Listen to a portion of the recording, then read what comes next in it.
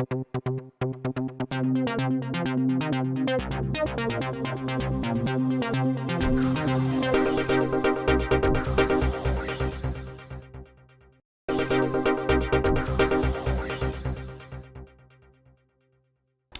RCP, déjà, c'est quelque chose qui est obligatoire. Voilà. Tous les cancers doivent avoir normalement un passage en RCP au moins une fois. La RCP, elle va officialiser la façon de traiter le patient. Alors évidemment, si c'est une première ligne classique, c'est juste, ça va prendre 5 minutes, on enregistre le traitement qui est admis pour tout le monde. Si le cas est un peu particulier, des comorbidités, des choix particuliers du patient, des rechutes, là c'est un rôle supplémentaire qui est justement d'aide, de discussion entre les cliniciens. Le livre blanc, c'est destiné aux instances politiques. C'est pour montrer aux gens qui ne connaissent pas trop, qui ne sont pas sur le terrain ou plus sur le terrain depuis bien longtemps, que c'est utile d'aider les hôpitaux pour prendre en charge de façon la plus optimale les thérapies orales. Nous, maintenant, on est les prescripteurs de la thérapie orale. Ça a bouleversé notre façon de traiter, notamment en heure de travail pour nous en consultation. Si on peut avoir une aide, ça sera vraiment le top pour tout le monde.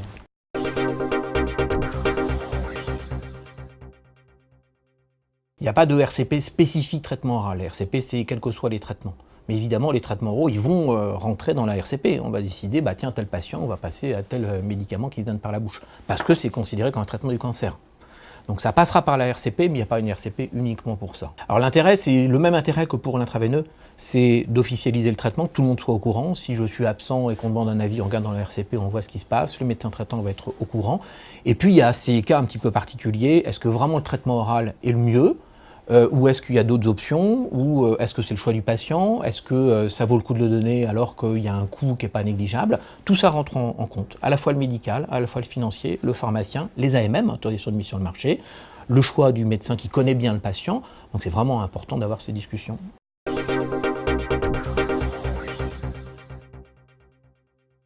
Alors on a un rôle médical, on a un rôle économique au niveau national et au niveau local. Donc il faut tenir compte de l'ensemble. Il y a des autorisations de mise sur le marché. Quelles sont les indications principales ?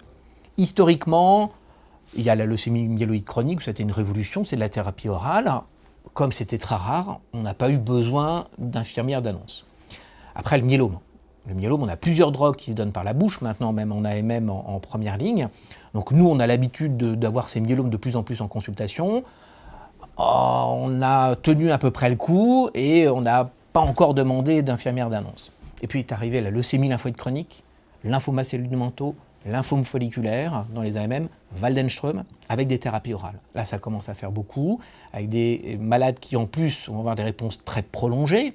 Donc pendant des années, quand ça marche bien, ils vont avoir cette thérapie orale, ils ne sont plus en hôpital de jour. C'est nous qui devons suivre le patient en consultation, répondre aux mails, répondre au téléphone quand il y a des complications.